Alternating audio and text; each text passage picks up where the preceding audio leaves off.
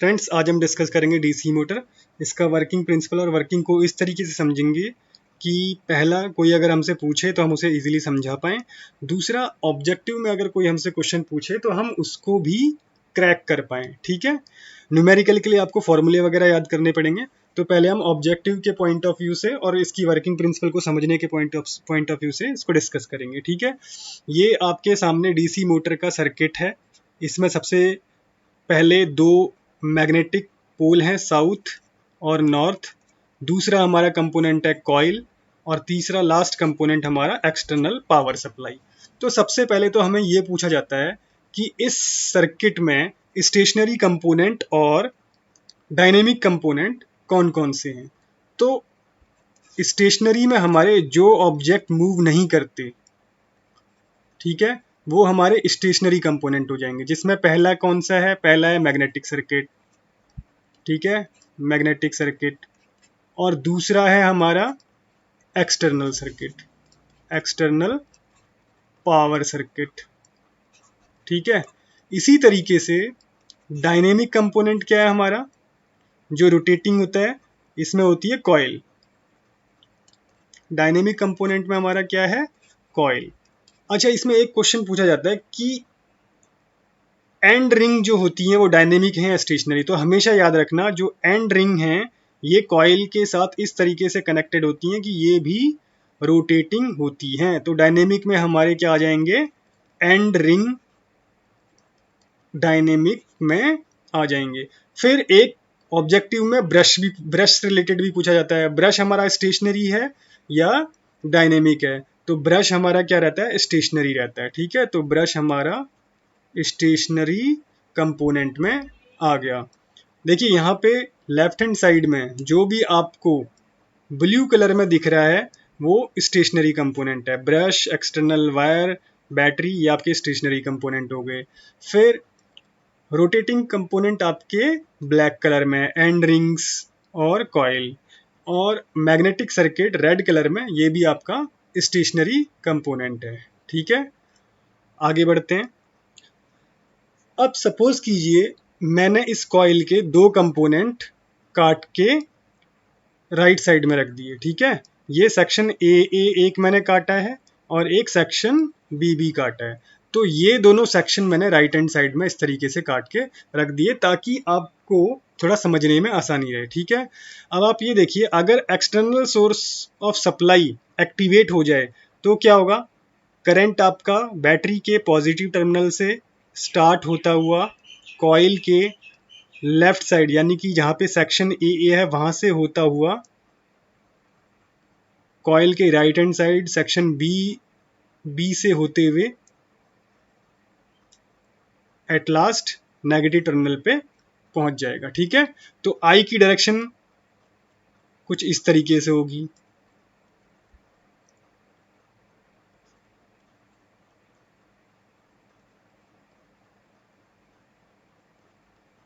ठीक है, अब ये जो आई की डायरेक्शन है आप देखिए मैंने राइट हैंड साइड में दिखा दी है। ठीक है, सेक्शन ए में आई की डायरेक्शन आउटवर्ड है और सेक्शन बी में इनवर्ड है। अब सेक्शन ए में जो सेक्शन है उसमें क्रॉस होगा या डॉट होगा सिंबल, वो आप सोच के बताइए। ठीक है, इसमें क्रॉस होगा या डॉट होगा, इसको हम दो तरीके से इजीली चेक कर सकते हैं। सबसे पहला, इसमें एक रहता है प्लेन ऑफ पेपर की हेल्प से। ठीक है, आप क्या कीजिए, अभी अपने आसपास कोई भी पेपर ले लीजिए। अब इस पेपर पे आप क्या करिए, पेपर को अपनी आई से सामने देखिए। ठीक है, अब इसमें अगर आप कोई पेन रखते हैं ऊपर से, ठीक है, तो प्लेन ऑफ पेपर की तरफ को जब वो पेन मूव करेगा तो उसमें क्या होगा? क्रॉस। ठीक है, और अगर प्लेन ऑफ पेपर से आउटवर्ड रहेगा तो उसमें क्या रहेगा? डॉट। ये आपको मतलब समझने के लिए है।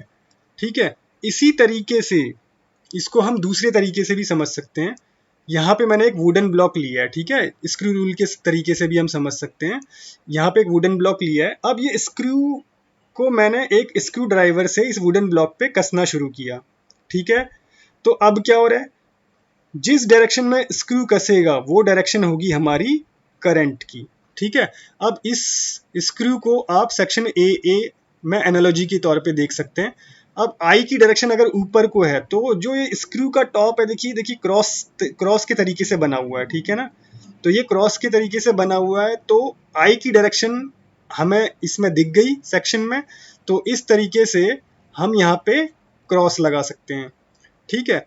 अब जो इस वुडन ब्लॉक के पीछे अगर मान लीजिए कोई खड़ा है, ठीक है, तो उसको इस स्क्रू का कौन सा पोर्शन दिखेगा, डॉट वाला, ठीक है। तो अगर करंट अब जो ब्लॉक के पीछे खड़ा है उसके लिए स्क्रू उसकी तरफ को आ रहा है, तो जब करंट किसी पर्सन की तरफ को आ रहा हो और उसे क्या दिखेगा, फिर स्क्रू का डॉट दिखेगा। तो अब ऊपर इस चीज को हम सेक्शन बी में देख सकते हैं। सेक्शन बी में क्या हो रहा है, आई जो है वो इनवर्ड है, ठीक है, इनवर्ड है, तो यहाँ पे क्या होगा, डॉट। तो क्रॉस और डॉट समझ गए होंगे आप कि क्रॉस और डॉट कैसे लेना है। जब करंट आउटवर्ड रहेगा तो उसमें प्लस, और इनवर्ड रहेगा तो उसमें dot, with respect to screw rule, ठीक है।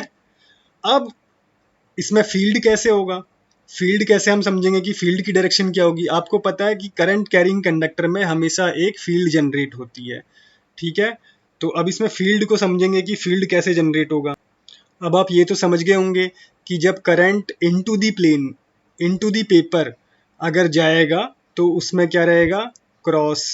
और जब out of the paper current flow करेगा, जो आपने अपने राइट्स अपने आसपास कोई भी पेपर उठा लीजिए, अगर करंट को आप ये समझते हैं कि वो पेपर से बाहर निकल रहा है तो उसमें डॉट रहेगा, और पेपर के अगर अंदर करंट जा रहा है तो उसमें क्रॉस रहेगा, ठीक है। और अभी हमने स्क्रू से भी समझा, जब स्क्रू जिस तरफ को कस रहा है, ठीक है, तो उस डायरेक्शन में अगर करंट है तो उसमें स्क्रू के हेड पे जो क्रॉस बना रहता है तो इस तरीके से उसमें क्रॉस बनेगा। और डॉट सिंबल की तरफ अगर कोई खड़ा है तो करंट उसकी तरफ आ रहा है, तो इन दैट केस डॉट बनेगा। दोनों तरीके से हमने समझ लिया। अब हम समझेंगे कि इसमें फील्ड कैसे रहेगी। अब देखिए, प्लस में आपने बुक्स में पढ़ा हुआ है, प्लस के दोनों तरफ, प्लस के चारों तरफ जो हमारा फील्ड रहता है वो रहता है क्लॉकवाइज, और डॉट के चारों तरफ जो हमारा फील्ड रहता है वो रहता है एंटी क्लॉकवाइज, ठीक है। इसको भी हम स्क्रू रूल से इजीली समझ सकते हैं। अब आप ये देखिए, जब हम इसको कसते हैं स्क्रू को, तो स्क्रू की डायरेक्शन तो पहली बात आई हो गई। तो स्क्रू बेसिकली कसता किस रोटेशन में, हमेशा स्क्रू कसा जाता है क्लॉकवाइज डायरेक्शन में, ठीक है। तो स्क्रू के कसने की डायरेक्शन हो गई फील्ड की डायरेक्शन, और स्क्रू के मूवमेंट की डायरेक्शन हो गई करंट की डायरेक्शन।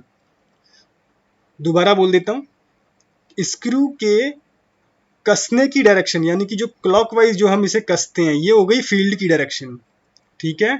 और स्क्रू के मूवमेंट जो कि प्लेन ऑफ पेपर या फिर जो आपका वुडन ब्लॉक है उसमें जो स्क्रू अंदर जा रहा है वो हो गई करंट की डायरेक्शन, ठीक है। तो जब ये प्लस सिंबल आपको दिखेगा तो आप ये ध्यान रखना कि जब स्क्रू जो होता है उसमें क्लॉकवाइज ही उसे कसा जाता है, तो इसलिए फील्ड हो गया क्लॉकवाइज, और स्क्रू कसते वक्त इनटू दी बोर्ड जाता है, इनटू दी पेपर जाता है, तो इनटू दी पेपर आपका हो गया करंट की डायरेक्शन। इसी तरीके से अगर जो कोई सेकंड पर्सन इस वुडन ब्लॉक के पीछे है, ठीक है, तो उसे क्या दिखेगा, डॉट दिखेगा स्क्रू का। तो यहाँ पे मैंने डॉट डॉट बना दिया ऊपर सेक्शन बी में, ठीक है। अब जो पीछे खड़ा है उसे स्क्रू की जो रोटेशन है वो कैसे दिखेगी, एंटी क्लॉकवाइज। जब ये मूव करेगा करंट उसकी तरफ को, जो सेकंड पर्सन पीछे खड़ा है, जब उसकी तरफ को ये स्क्रू मूव करेगा, उसे स्क्रू की डायरेक्शन क्या दिखेगी पीछे से, एंटी क्लॉकवाइज। तो हम इसे एंटी क्लॉकवाइज फील्ड इसमें दिखाएंगे, ठीक है। इसको एक दूसरे तरीके से भी समझेंगे, राइट हैंड रूल से, ठीक है, उससे भी आपको समझ में आ जाएगा, फिर बिल्कुल क्लियर हो जाएगा। देखिए, ये समझना बहुत ज़रूरी है, तो इसे थोड़ा ध्यान से समझना। अभी हमने पीछे डिस्कस किया था कि कॉइल में डायरेक्शन आई की लेफ्ट हैंड साइड इस तरीके से और राइट साइड इस तरीके से, ठीक है। वही हमने यहाँ पे सेक्शन ए और सेक्शन बी में दिखा दिया था, ठीक है। अब क्या है, सपोज कीजिए सेक्शन ए को आपने अपने राइट हैंड से ग्रैब कर लिया, ठीक है। ये नीचे जो सेक्शन ए में हमने दिखाया है कि आपने सेक्शन ए वाली वायर को राइट हैंड से ग्रैब कर लिया। तो इसमें जो आपका थंब है, अगर वो करंट की डायरेक्शन को डिनोट कर रहा है, तो आपकी जो उंगलियां हैं जो कर्ल हो रही हैं, वो फील्ड की डायरेक्शन को दिखाएगा। आपकी जो उंगलियां मुड़ रही हैं, वो जिस तरीके से मुड़ रही होंगी वो फील्ड की डायरेक्शन को दिखाएगा। अगर मैं इस सेक्शन ए के फ्रंट व्यू को देखूं, ठीक है, ये जो आपका क्रॉस है और ये डॉट है, ठीक है, तो क्रॉस वाला पोर्शन अगर सामने से मैं देखूं तो थंब आपका फार एंड जो करंट की डायरेक्शन को दिखा रहा है, तो ये जो मुड़ी हुई आपकी उंगलियां हैं ये क्या दिखा रही हैं, फील्ड। तो यहां से भी हम समझ सकते हैं जब भी प्लस रहता है, into the paper current flow करता है, ठीक है, तो उसमें फील्ड क्या रहेगा, क्लॉकवाइज, क्योंकि हमने यहाँ पे राइट हैंड रूल से भी समझ लिया इस चीज को, कॉर्क स्क्रू रूल से भी सीख लिया और यहाँ पे राइट हैंड रूल से भी सीख लिया। अगर थंब की डायरेक्शन करंट की डायरेक्शन दिखा रही है, तो आपकी जो उंगलियों की फोल्ड जिस डायरेक्शन में हो रही है वो क्या दिखाएगी, फील्ड को, ठीक है। यहाँ पे थंब आपका क्या दिखा रहा है, करंट को। इसी तरीके से अब सेक्शन बी को, ठीक है, सेक्शन बी को आप अपने राइट हैंड से ग्रैब करिए, ठीक है। सेक्शन बी को राइट हैंड से ग्रैब करिए और इस तरीके से करिए कि ये जो करंट की डायरेक्शन है, इस डायरेक्शन में आपका क्या रहे, थंब रहे। तो यहाँ नीचे सेक्शन बी में यहाँ आप देखिए लेफ्ट हैंड साइड में मैंने थंब उस डायरेक्शन में रखा है जिस डायरेक्शन में करंट फ्लो कर रहा है हमारा सेक्शन बी में, ठीक है। तो ये जो थंब की डायरेक्शन अगर करंट डिनोट कर रही है, तो यहाँ पे जो मेरे उंगलियां जो मुड़ी हुई हैं जिस डायरेक्शन में, जो कर्ल बन रहा है उंगलियों से, वो डायरेक्शन क्या कहलाएगी, फील्ड की डायरेक्शन। इसका अगर मैं फ्रंट व्यू लूँ, ये राइट साइड में आपको फ्रंट व्यू दिख रहा है, डॉट डॉट सिंबल है यहाँ पे, ठीक है। फार एंड की तरफ को आपका थंब है जो करंट दिखा रहा है, ठीक है। तो यहाँ पर ये जो उंगलियां हैं ये क्या दिखाएंगी, आपका फील्ड, ठीक है। और यहाँ पे ये जो थंब है बेसिकली ये आउट ऑफ द पेपर है, ठीक है। ये यहाँ पे जो थंब है ये इनटू द पेपर है और ये आउट ऑफ द पेपर है। तो यहाँ पे एंटी क्लॉकवाइज क्या हो गया, फील्ड हो गया, ठीक है। तो आप अपने राइट हैंड रूल से भी ये देख सकते हैं कि किस कंडक्टर में करंट किस डायरेक्शन में है, तो उसकी वजह से फील्ड क्या होगा। दोबारा एक बार क्लियर कर लेते हैं ताकि हमें बिल्कुल भी डाउट ना रहे। सपोज कीजिए ये आपका सेक्शन ए है, इसको अगर आपने अपने राइट हैंड से ग्रैब किया, ये आपने अपने राइट हैंड से ग्रैब किया, ठीक है, और इस तरीके से ग्रैब किया कि करंट की डायरेक्शन में आपका थंब है, ठीक है। तो जिस डायरेक्शन में आपकी उंगलियां कर्व कर ले रही होंगी, मुड़ रही होंगी, वो डायरेक्शन क्या होगी, फील्ड की। अगर मैं इसका फ्रंट व्यू यहाँ पे देखूं, ये आपका क्रॉस है, यहाँ पे भी क्रॉस है, तो ये जो उंगलियां आपकी मुड़ रही हैं वो क्या हो जाएगी, डायरेक्शन ऑफ फील्ड। तो यहाँ से हम एनालॉजी के तौर पे यहाँ पे देख सकते हैं कि फील्ड क्या हो जाएगा, क्लॉकवाइज, ठीक है।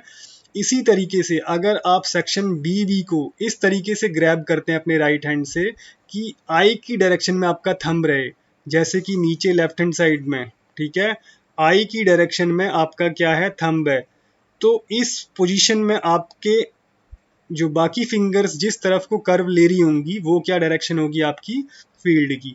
तो यहाँ पे ये जो उंगलियों की डायरेक्शन है ये क्या हो जाएगी, फील्ड की, ठीक है।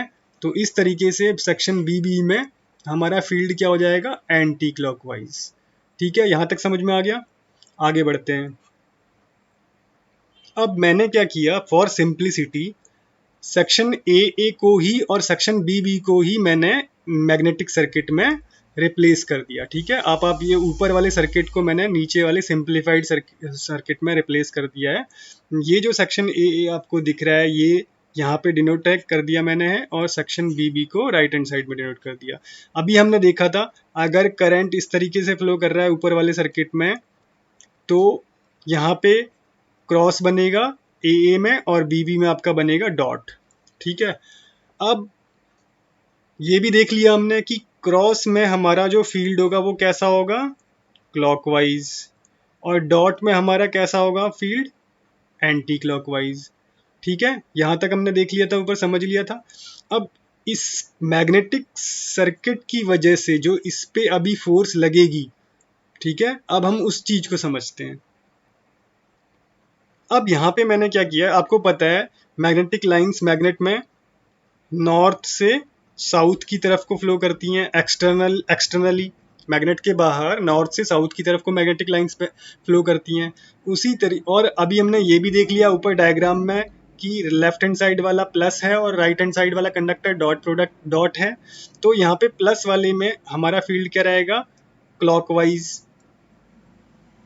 और राइट हैंड साइड में क्या रहेगा, एंटी क्लॉकवाइज।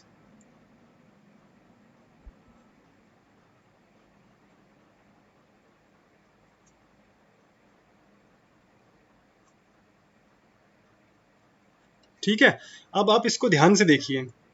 अब इसमें हो क्या रहा है, अभी ये सिंप्लिसिटी के लिए सिर्फ मैंने एक एक लाइन ली है, इसमें बहुत लाइनें रहती हैं बट सिंप्लिसिटी के लिए हमने एक एक लाइन ली है। ऊपर एक लाइन मैग्नेट से ऊपर एक लाइन मैंने निकाली है, एक नीचे, और उसी तरीके से एक एक इसके जो कॉइल है उसकी वजह से जो मैग्नेटिक फील्ड जनरेट हो रहा है वो सिंगल सिंगल लाइन का। अब देखिए ऊपर की साइड आप देखेंगे कि मैग्नेटिक लाइंस की जो डायरेक्शन है उसी डायरेक्शन में आपका कंडक्टर जो है कॉइल का वो भी उसी डायरेक्शन में फील्ड को जनरेट कर रहा है, लेकिन एट द सेम टाइम नीचे दोनों अपोजिट डायरेक्शन में है। ठीक है, तो नीचे साइड नेट नेट इफेक्ट क्या हो गया, 0। ठीक है, और ऊपर नेट इफेक्ट क्या हो गया, 2। इसी तरीके से हम आगे बढ़ते हैं सेक्शन ए में। देखिए यहाँ पे कंडक्टर का फील्ड और मैग्नेटिक फील्ड अपोजिट डायरेक्शन में है, तो यहाँ पे जो नेट इफेक्ट है मैग्नेट का वो क्या हो गया, 0।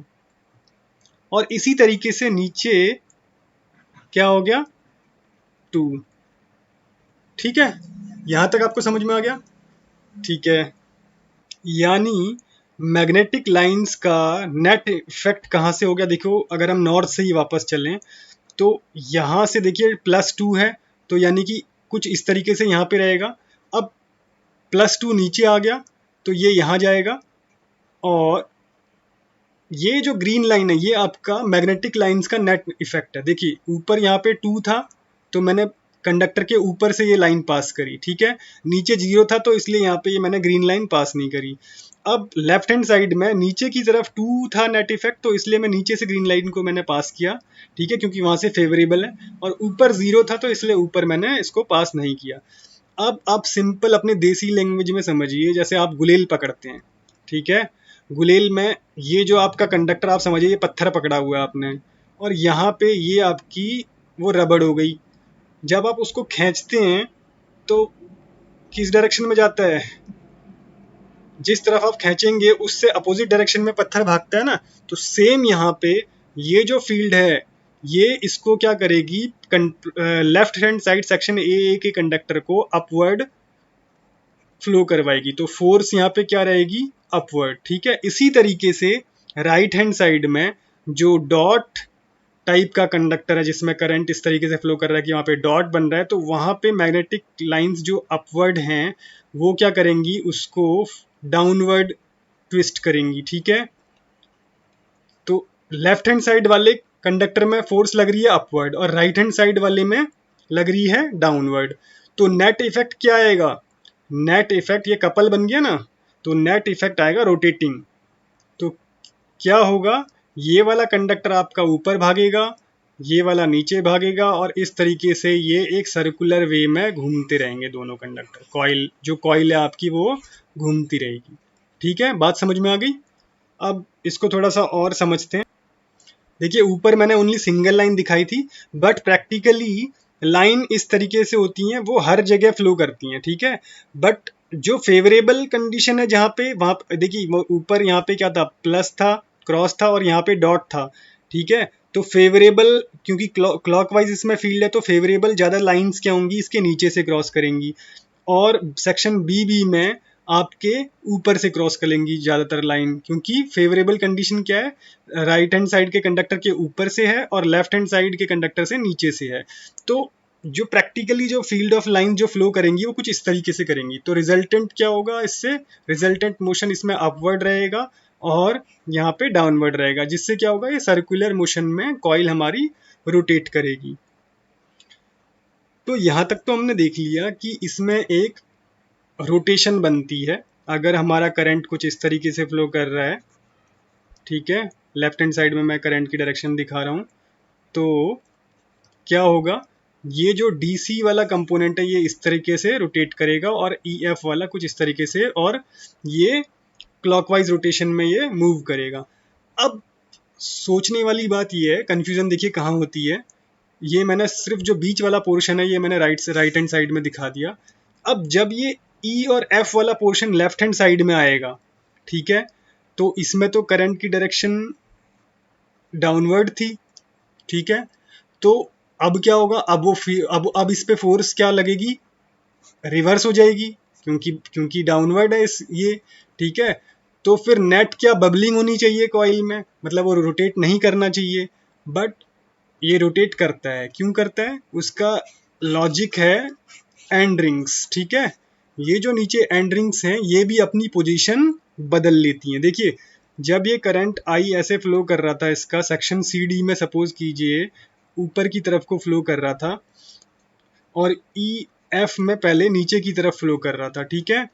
लेकिन जब 180 डिग्री 180 डिग्री मूवमेंट हो जाता है, जैसे ये 180 डिग्री मूवमेंट हो गया, तो ये जो सेक्शन BB है ये भी अपनी पोजीशन बदल लेगा और सेक्शन AA में चला जाएगा, सेक्शन AA की साइड को चला जाएगा। तो क्या होगा, जो EF सेक्शन में पहले करंट डाउनवर्ड फ्लो कर रहा था, वो ठीक 180 डिग्री साइकिल, मैकेनिकल साइकिल के बाद वो अपवर्ड हो जाएगा, ठीक है ना। यानी कि हर 180 डिग्री मैकेनिकल साइकिल चेंज होने के बाद ये दोनों रिंग्स अपनी पोजीशन, राइट हैंड साइड में मैं दिखा रहा हूँ, ये B डैश और A डैश अपनी पोजीशन 180 डिग्री के बाद बदल लेती हैं, ताकि 180 डिग्री जब कॉइल रोटेट करे तो उसमें लेफ्ट हैंड साइड में हमेशा सेम करंट फ्लो करे, यानी कि सेम डायरेक्शन में करंट फ्लो करे, और राइट हैंड साइड में हमेशा सेम डायरेक्शन में करंट फ्लो करे, ठीक है। तो इसमें कुछ और आपको समझना हो तो आप पूछ सकते हैं, कमेंट कर सकते हैं। Thank you.